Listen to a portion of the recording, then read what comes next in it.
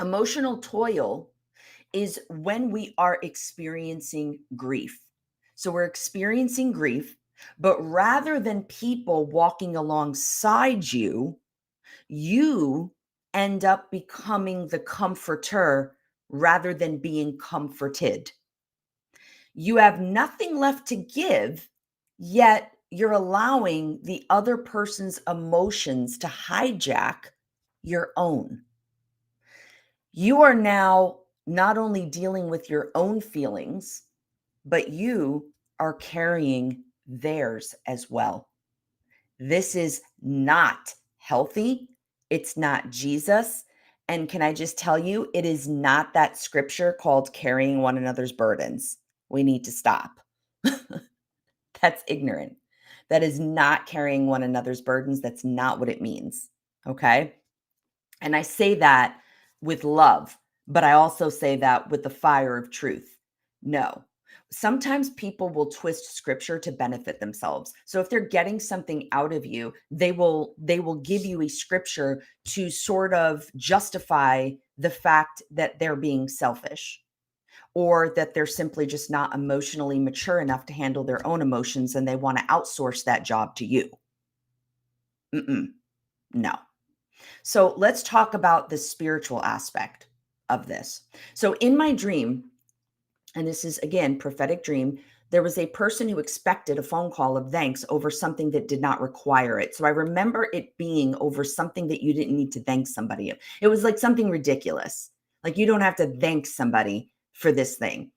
It's not, or it wasn't, it didn't make sense. It's not like it was a gift or something, but yet there was this expectation, right? That a phone call of thanks over something that didn't requirement. This is in the dream. And the family member was trying to put me on the phone. So they were calling and being like, well, I'm just going to call anyway. And they were doing this and they were calling and they were going to just basically try to hand the phone over. And I don't know if well, many of you may not know me personally, but I don't play like that.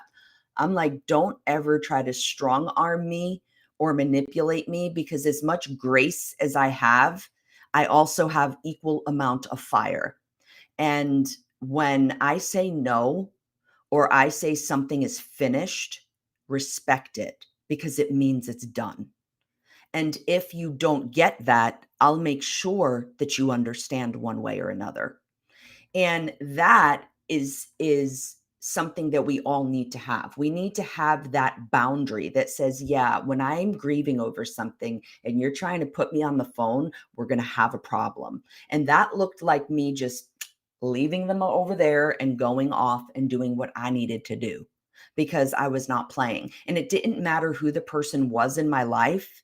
We do not allow, nor are we required as Christians to allow people to manipulate or allow people to put their feelings on us as if we're somehow supposed to carry, or their demands like somehow we're supposed to carry it.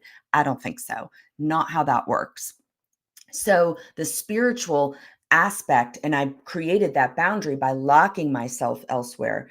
And this is something that you have to know. The spiritual aspect of emotional toil is this: the individual who expected the phone call, the person who expected it, even though it was not necessary, it represents people that want something completely unnecessary from you while your own life is falling apart or you are grieving. That is a big, big deal, guys. So sometimes people will have an expectation and you feel this urgency to comply to keep peace. No, that's not the way to do it. So the spiritual aspect of this is that there's somebody who wanted something, okay? But it's happening during a time where you need space to grieve or you need space to process whatever it is, whether it's relationship, whether it's a death, whether it's any kind of loss, whether you're just having a really hard season, okay? It also represents spiritually a false sense of duty. This is big in the Christian community, guys.